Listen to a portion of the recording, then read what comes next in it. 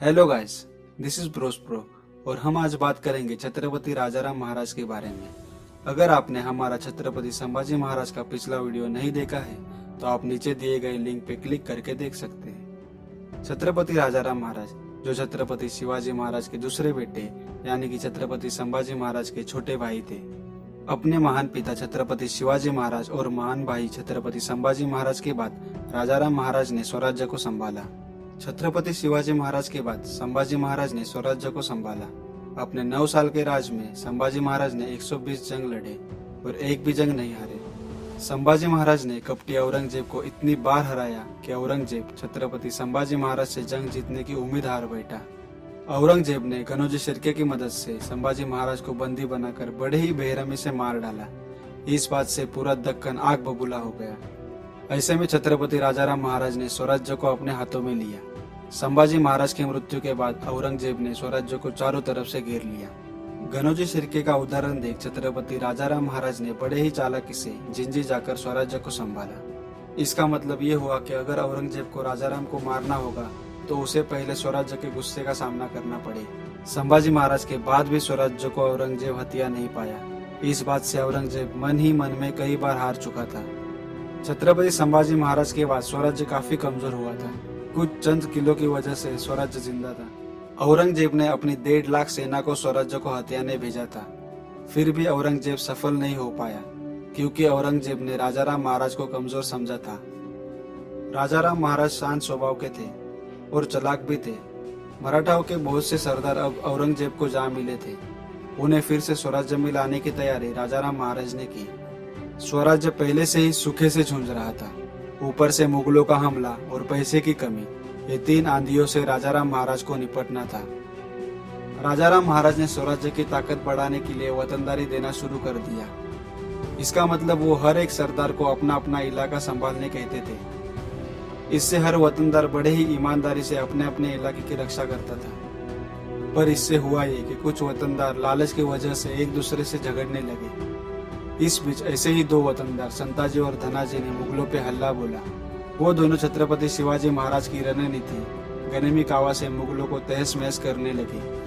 ये देख मराठा सरदारों में जान आ गई और राजाराम महाराज का काम और भी आसान हो गया। सरदारों को लिखे गए कई खलीतों में राजाराम महाराज ने लिखा है कि अपने देवता समान पिता और अपने बड़े भाई के स्वराज्य को मैं संवारना चाहता हूँ। ये स्वराज्य बस मुझे कुछ दिन के लिए संभालने दिया है।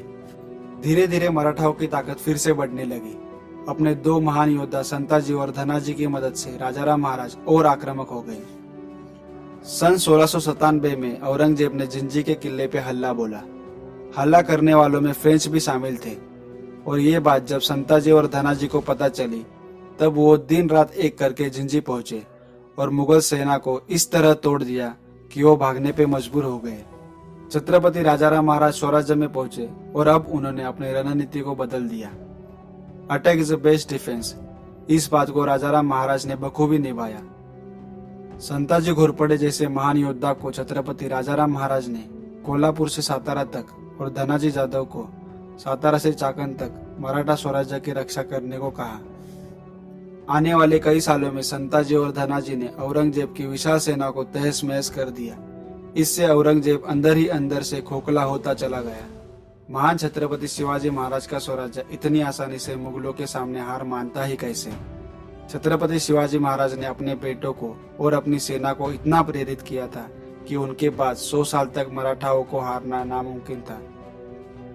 24 फरवरी 1670 को राजाराम राजे का जन्म राजगढ़ किले पे हुआ। वो छत्रपति संभाजी महाराज से 13 साल छोटे थे।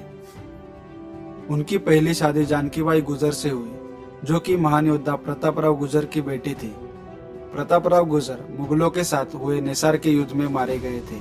उनकी शूरता देख छत्रपति शिवाजी महाराज ने प्रतापराव गुजर की 5 साल की बेटी जानकीबाई की शादी अपने छोटे बेटे राजाराम से की। शादी के महज 1 महीने बाद छत्रपति शिवाजी महाराज चल बसे। उसके बाद 9 साल छत्रपति संभाजी महाराज ने स्वराज्य को संभाला और उनके बाद राजाराम राजे छत्रपति हुए जबकि वो महज 19 साल के थे। उनकी दूसरी शादी स्वराज्य के सेनापति हम्बीरराव मोहिते की बेटी ताराबाई से हुई जो कि उनके सगे मामा थे। महज 30 साल की उम्र में छत्रपति राजाराम महाराज चल बसे। उनके बाद उनकी पहली पत्नी जानकीबाई सती चली गई और दूसरी पत्नी ताराबाई ने छत्रपति राजाराम महाराज के बेटे दूसरा शिवाजी को राजगद्दी पे बिठा के स्वराज्य को अपने हाथों में लिया।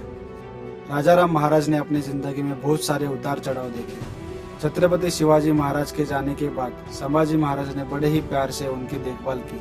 अपनी माँ सोयराबाई और अन्नाजी दत्तो की नजरों में संभाजी महाराज के बारे में नफरत थी, फिर भी राजाराम राजे अपने बड़े भाई छत्रपति संभाजी महाराज को अपना आदर्श मानते थे।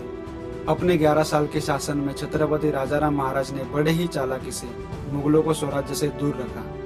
हमें गर्व होना चाहिए कि हम ऐसे भारत के देशवासी हैं जिसमें छत्रपति शिवाजी, संभाजी और राजाराम महाराज जैसे महान राजा जन्म ले चुके हैं। छत्रपति शिवाजी महाराज और छत्रपति संभाजी महाराज जैसे बड़े राजाओं के साथ छत्रपति राजाराम महाराज का भी नाम लेना चाहिए, जिन्होंने स्वराज्य को जिंदा रखा। अगर आपको रानी ताराबाई और छत्रपति शाहू महाराज के बारे में हमारा अगला वीडियो चाहिए तो प्लीज हमें कमेंट करके जरूर बताइए और प्लीज हमारे चैनल को सब्सक्राइब जरूर कीजिए।